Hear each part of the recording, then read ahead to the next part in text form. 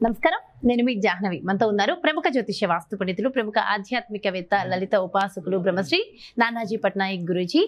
సూక్ష్మంలో మోక్షం ఈ ప్రత్యేక కార్యక్రమం ద్వారా ప్రతి సమస్యకి సొల్యూషన్స్ అందిస్తూ మనకి చక్కటి ఇన్ఫర్మేషన్ ని కూడా గురూజీ అందిస్తూ ఉన్నారు కదా. అయితే హనుమత్ జయంతి వస్తుంది కదా, హనుమత్ జయంతికి సంబంధించి గురువుగారి మాటలో డీటెయిల్డ్ ఇన్ఫర్మేషన్ తెలుసుకుందాం. నమస్కారం గురుగారు. శ్రీమాత్రే నమః. అయితే గురుగారు, ఇప్పుడు మళ్ళీ హనుమత్ జయంతి వస్తుంది. అంటే మొన్న ఏప్రిల్లో వెళ్ళింది, ఇది మెయిన్ హనుమత్ జయంతి అంటారు కదా. అసలు ఏంటి హనుమత్ జయంతి రోజు ఎవరెవరు ఏమేమి చేస్తే వాళ్ళకి సక్సెస్ బాగుంటుంది అంటారు? తప్పకుండా అమ్మ. ఫస్ట్ ఆఫ్ ఆల్ ఏంటంటే మనకు మొన్న వచ్చింది హనుమత్ జయంతి కాదు, హనుమత్ విజయోత్సవ రోజుది. విజయోత్సవం ఇది హనుమత్ జయంతి. పరాశర సంహిత అనేటువంటి గ్రంథంలో జన్మించినట్టుగా చెప్పడం జరిగింది. పరాశర మహర్షి రచించినటువంటి పరాశర సంహిత అనేటువంటి 3 వాల్యూమ్లో ఆంజనేయ స్వామి వారు 12 సంవత్సరాల పాటు గర్భవాసం ఉన్నాడు. అంజనాదేవి గర్భంలో 12 సంవత్సరాలు. అతను జన్మించేటప్పుడు కూడా జంజం యజ్ఞోపవీతంతో, కుండలాలతో, చక్కటి వస్త్రంతో ఆయన జన్మించడం జరిగిందని చెప్తారు. జన్మించిన తర్వాత మనకి ఒక 6 రోజులకి గ్రహణం వచ్చింది. గ్రహణం వచ్చినప్పుడు తల్లి ఏంటంటే అంజనాదేవి దర్భలు అవి ఇంట్లో వేస్తారు కదా గ్రహణం రోజు, దానికోసం వెళ్ళింది. అప్పుడప్పుడు తెల్లవారుతున్నటువంటి సమయంలో ఆ సూర్యభగవానుడు చెట్ల చాటు మధ్య నుంచి వస్తుంటే ఏదో పండు అనుకుని వెళ్ళాడు. ఆ పండు తిందాంలే, పొద్దున ఆకలేస్తుంది కదా. ఇది ఎందుకంటే అమ్మ, ఈ వృత్తాంతం కనుక వింటే పర్టికులర్గా ఇతను వెళ్తారు కదా, ఇతను వెళ్ళినప్పుడు, అది ఆంజనేయ స్వామి వారు వెళ్ళినప్పుడు పర్టికులర్గా అక్కడ వెళ్తుండగా రాహు వస్తాడు. యాక్చువల్గా రాహు వచ్చినప్పుడు రాహుని పట్టుకుని పడేస్తాడు. ఈ రాహు పరుగున వెళ్తాడు. ఏంటి స్వామి, ఎవరి దగ్గరికి? ఇంద్రుడి దగ్గరికి. నాకు వరం ఉంది, 6 నెలలకు ఒకసారి రాహుకేతువులకి సూర్యుడిని చంద్రుడిని మింగేటువంటి వరం ఉంటుంది కదా పురాణాల పరంగా. మధ్యలో ఎవరో ఇంకొక ఆకారం వచ్చి నన్ను ఇలా పడేసింది అన్నప్పుడు ఇంద్రుడు వెళ్ళి ఎవరి ఆకారం ఏంటని, ఇది మరి ఏమిటి అసలు సూర్యుడిని మింగడానికి వస్తున్నాడని అతని గదతో, వజ్రాయుధంతో అతని ఇక్కడ కొట్టడం జరుగుతుంది. ఈ హనువు ఇదైనందుకు హనుమంతుడు. ఓహో, అందుకని హనుమంతుడు.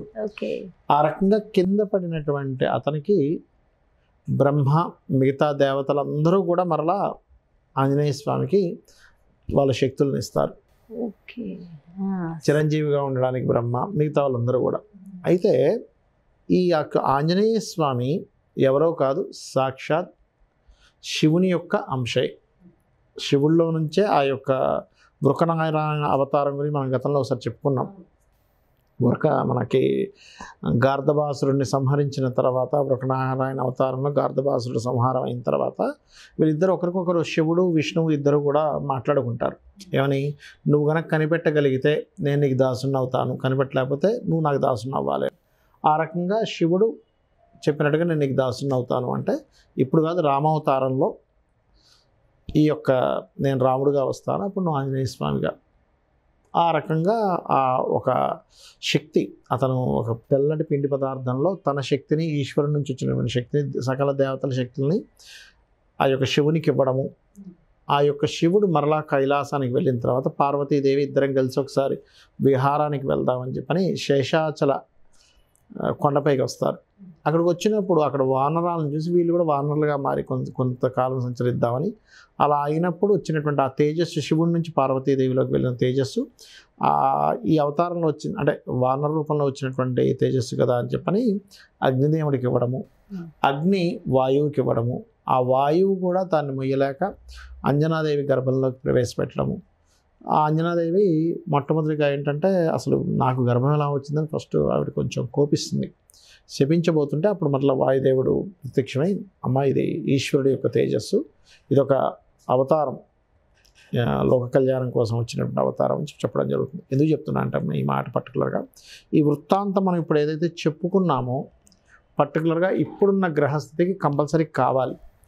రేపు 1వ తేదీ రాబోయేటువంటి ఆంజనేయ స్వామికి సంబంధించిన హనుమత్ జయంతి అందరూ జరుపుకోవాలి. ఎందుకు అంటే ప్రజెంట్ ఉన్న కండిషన్లో కుజుడు తన స్వక్షేత్రంలో ఫైరీ సైన్లో ఉన్నాడు, శని తన స్వక్షేత్రంలో కుంభరాశిలో ఉండి ఇద్దరు వీక్షణ ఉంది. ఇద్దరికి 2 గ్రహాలు పరస్పర వీక్షించుకుంటున్నాయి. ఇలా వీక్షించుకుంటున్నప్పుడు దీని యొక్క ప్రభావం ఒక 45 రోజులు ఉంటుంది. సరిగ్గా హనుమత్ జయంతి మనకు 1వ తేదీ, అదే 1వ తేదీ కుజుడు మారుతున్నాడు. ఒకటో తారీఖున ఇప్పుడు హనుమత్ జయంతి కుజుడు కూడా మారుతున్నాడు. సో ఎవరైతే ఈ ఆంజనేయ స్వామికి సంబంధించిన వృత్తాంతం వినడము, ఆంజనేయ స్వామి యొక్క పూజ అంటే పూజా విధానం సహజంగా తమలపాకులతో చేస్తారు, సింధూర లేపనంతో చేస్తారు పూజ చేయడము. రాముడి యొక్క పూజ ఆంజనేయ స్వామి కంటే ముందు ముఖ్యంగా రామనామస్మరణ, రాముడికి సంబంధించిన పూజ చేయాలి. డైరెక్ట్గా ఆంజనేయ స్వామి చేయకూడదు ఎప్పుడు, ఎందుకంటే రామనామాన్ని ఎక్కడైతే మనం జపిస్తుంటామో అక్కడ ఆంజనేయ స్వామి వస్తారనమాట. సో ఆ రకంగా చేస్తూ ఉండాలి. రెండవది ఏమిటి, ఈ యొక్క ఆంజనేయ స్వామికి సంబంధించినటువంటిది మనం అప్పుడు ఒకసారి చెప్పుకున్నాం 45 days బ్యాక్ సంథింగ్. అక్కడ అందరూ కూడా దీక్ష తీసుకొని ఇక్కడ విరమిస్తారు. హనుమత్ మన ఆంజనేయ స్వామికి సంబంధించిన రేపు రాబోయే 1వ తేదీ హనుమత్ జయంతి రోజు. అదేమో హనుమత్ జయోత్సవము, ఇది జయంతి. శాస్త్రంలో చెప్పినటువంటిది ఇదే. అయితే ఆంజనేయ స్వామి యొక్క స్తోత్ర పఠనం కానీ ఆంజనేయ స్వామిని తలుచుకుంటే ఎటువంటి ఫలితాలు వస్తాయి అంటే, నేను ఒకసారి ఒక ఫోన్ కాల్, ఒక క్లయింట్కి ఫోన్ కాల్ తీసుకున్నప్పుడు, అంటే చాలా ఎక్స్పీరియన్స్ జరిగాయి, మీకు ఒకటి చెప్తాను. ఫోన్ కాల్ తీసుకున్నప్పుడు అమ్మాయి ఒక విచిత్రమైన విషయం చెప్పింది. ఏమిటంటే, గురుగారు నేను కాలేజ్ స్టూడెంట్ యాక్చువల్గా, నేను వాళ్ళది పల్లెటూరు కొంచెం, బస్సు దిగి వచ్చేటప్పుడు ఒక దగ్గరికి రాగానే తెలియని ఒక అలజడి వస్తుంటుంది నాకు, సంథింగ్ నాకు తెలియదు ఎక్కడికి, అంటే ఆ పర్టికులర్ ఆ ప్లేస్లోకి వచ్చేసరికి కాలేజీకి వెళ్ళి వస్తుంది ఆ అమ్మాయి. వస్తుంది, గురుగారు ఇది ఎట్లా నాకేమో అర్థం కావట్లేదు, అక్కడికి రాగానే ఏదో తెలియని పేరు. నేను చాలా ధైర్యవంతురాలు, నేనేం పెరిగిదాన్ని కాదు, కానీ చాలా ధైర్యవంతురాలని, కానీ ఆ పర్టికులర్ ప్లేస్ దగ్గరికి వచ్చేసరికి తెలియని షివరింగ్ వస్తుంది, ఏదో నా చుట్టూ ఏదో నెగిటివ్ ఎనర్జీ వచ్చినట్టు అనిపిస్తుంది, వెళ్ళిపోతుంది. దీనికి నాకు ఏదైనా చెప్పండి అన్నప్పుడు నేను ఆ అమ్మాయికి చెప్పింది, అమ్మ నువ్వు అక్కడికి వచ్చినప్పుడు ఓం హరి మర్కట మర్కటాయ నమః అనుకో, ఓం హరి మర్కట మర్కటాయ నమః అనుకో, లేదా ఆంజనేయ స్వామిని తలుచుకో, నీకు ఆ ఎనర్జీ ఖచ్చితంగా నీ దగ్గరికి రాదు.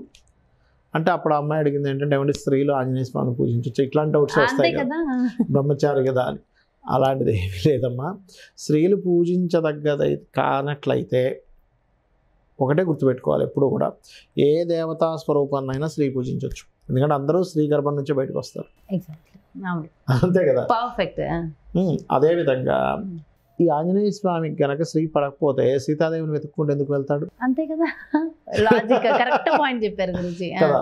కాబట్టి అట్లాంటి అపోహలు ఏం పెట్టుకోకుండా ఈ ఆంజనేయ స్వామి హనుమత్ జయంతి రోజు ఉదయం నిద్ర లేచి చక్కగా రాముడి పూజ, ఆంజనేయ స్వామికి వీలైతే సింధూర లేపనము, తమలపాకులతో సింధూర లేపనం చేస్తే వచ్చే ఫలితం ఏమిటి అంటే, మంగళ దోషములు పోతాయి. అంటే కుజ దోషాలు ఉంటాయి కదా, కుజ దోషం ఉంది, వివాహం అవ్వట్లేదు, యాక్సిడెంట్స్ అవుతున్నాయి, గొడవలు అవుతున్నాయి, ఇట్లాంటివన్నీ కుజుడి వల్ల వస్తాయి, దాని దోషం పోతుంది. తమలపాకులతో చేసేటువంటి పూజ, ఆకు పూజ ఎప్పుడైతే మనం చేస్తామో అప్పుల బాధలు తగ్గుతాయి. అప్పుల బాధలు తగ్గడము, బంధువర్గాల మధ్య ఉండేటువంటి ఇబ్బందులు ఉంటాయి ఒక్కోసారి, గొడవలు అవన్నీ కూడా తగ్గడము, మంచి వాగ్వైభవం. ఆంజనేయ స్వామి ఉపాసన చేస్తే ఏంటంటే వాగ్వైభవం వస్తుంది, తెలివితేటలు పెరుగుతాయి, బుద్ధిబలం పెరుగుతుంది. ఇది చేసుకుంటే కనుక ఇటువంటి ఫలితాలు వస్తాయి. అదే కాకుండా ఇప్పుడు శనికుజులు పరస్పరం ఉన్న స్థితి, మీకు ఎటువంటి ఆపద రాకుండా ఆంజనేయ స్వామి వారు రక్షిస్తారు. అయితే ఆంజనేయ స్వామికి అప్పాలు దండ కట్టాలని నేను ఎప్పటి నుంచో అనుకుంటున్నా గురూజీ. మొన్న విజయోత్సవం వడమాల, నేను ఇవి స్వీట్ అప్పాలు ఉంటాయి కదా, అవి దండ కట్టి వేద్దాం అనుకున్నా, ఎందుకు మరి ఆ రోజు ఆంజనేయ స్వామి స్వీకరించలేదు నా దగ్గర. వడమాల కానీ అప్పాల దండ కానీ ఎప్పుడు వేస్తారంటే, వాళ్ళ జన్మజాతకంలో కుజరాహు కలయిక ఉంటుందమ్మా. కుజరాహు కలయిక ఉంటే ఏమవుతుందంటే, అన్ఎక్స్పెక్టెడ్లీ కోపం రావడమో, లేకపోతే అన్ఎక్స్పెక్టెడ్లీ లైఫ్లో ఏదైనా గండ దోషాలు ఉంటాయి. ఆంజనేయ స్వామికి కనుక వడమాల వేసి ఆ వడలను అందరికీ పంచితే కనుక మీ జాతకంలో ఏదైనా గండం ఉంటే పోతుంది. గండం, ఓకే. నాకు అప్పాలు మాల వేయాలని ఉంది, అయితే ఈ హనుమత్ జయంతి రోజు వేసేయచ్చండి. అది మామూలు, అది దీనికి అంటే వడమాల దీనికి, అప్పాలు దీనికి. అప్పాలు కూడా సర్వసాధారణంగా కొంత కుజదోష సంబంధించినవి దోషం పోతుంది. అయితే అది ఏ పదార్థంతో చేస్తారు, మీరు కందులతో చేస్తారా, మినుములతో చేస్తారా అనే దాని మీద ఉంటుంది. బొంబాయి రవ్వతో చేస్తారు కదా, బొంబాయి రవ్వ స్వీట్ లాగా చేసి స్వీట్ అప్పాలు. స్వీట్ అప్పాలు అంటే మానసిక ప్రశాంతత వస్తుంది దానివల్ల. స్వీట్స్ సంబంధించిన పదార్థం నాకు అది చేయాలని నాకు జస్ట్ అనిపించింది అంతే మనసుకి. సో చేయడం మంచిదే, మానసిక ప్రశాంతత చాలా అవసరం. ఓకే అబ్బా, చాలా మంచి ఇన్ఫర్మేషన్ అండ్ మంచి రెమెడీస్ కూడా వివరించారు Guruji. Thank you so much. నమస్తే. శ్రీమాత్రే నమః. సుమన్ టీవీలో మీ పర్సనల్ అండ్ బిజినెస్ ప్రమోషన్స్ కోసం కింది నెంబర్కి కాంటాక్ట్ చేయండి.